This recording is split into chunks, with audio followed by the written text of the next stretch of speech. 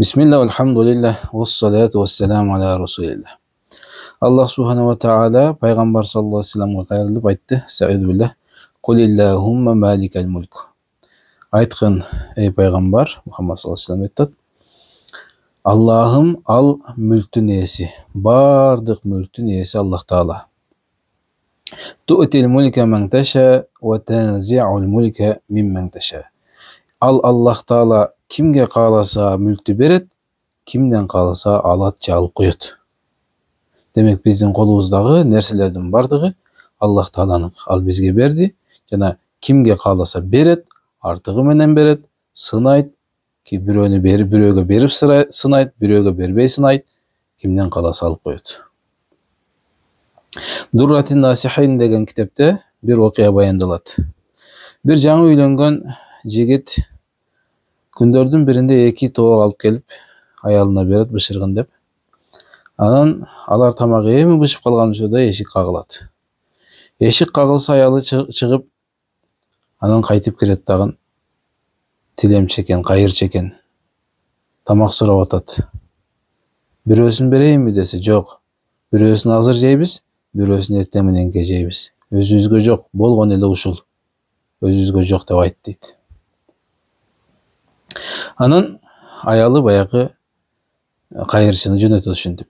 Күндөр өтүп, күйөөсүнүн башына кыйынчылык келип, курсагын тойгозо албай, же аялын карай албай, акыры экөөсү ажырашат. Аялын жөнөтөт. Мен сени бага албайм мындан ары. Мен өзүмдүн курсагымды өтөп, кара курсагымды тойгозсам да бир жөн деп ажырашып кетет. Анан аялы башка бирөөгө турмушка чыгып, баягындай эле бир күнү экинчи күйөөсү жакшы адам болот. Анан бир күнү тамак бышып калган учурда эшик кагылат, чыкса кайырчы. Анан аялы күйөөсүнө айтат, кайырчы келиптир. Күйөөсү тамактын жарымын бер, бизге жарымына деле курсагыбыз тоет, алып чыгып бер дейт. Анан аялы алып чыгып берип, анан кайра кайтканда көз жашын тие албай, ыйлап киргенин байкайт күйөөсү. Эмне мынча ыйладың? Ушул тамак үчүн элеби? Тамагыбыздын жарымын берип койгон үчүнбү?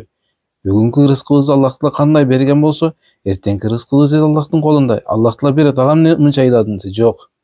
Сен аны билген жоксуң. Билесиңби ал сурап келген, тамак сурап аткан кайырчы ким экенин сен билбейсиң дейт. Ал ким дегенде, ал менин биринчи күйөөм болчу. Биз мына ушундай болуп ажырашып кеткен элек.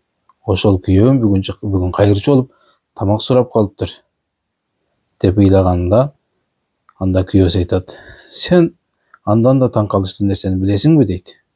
Аялы жок, билбейм дегенде, силердин үйүңөргө ошондо кайыр сурап барган биринчи кайырчы мен элем деп айтат. Ошондуктан бул колубузда турган мүлк ал Аллах Тааланыкы. Каалаган убакытка берет.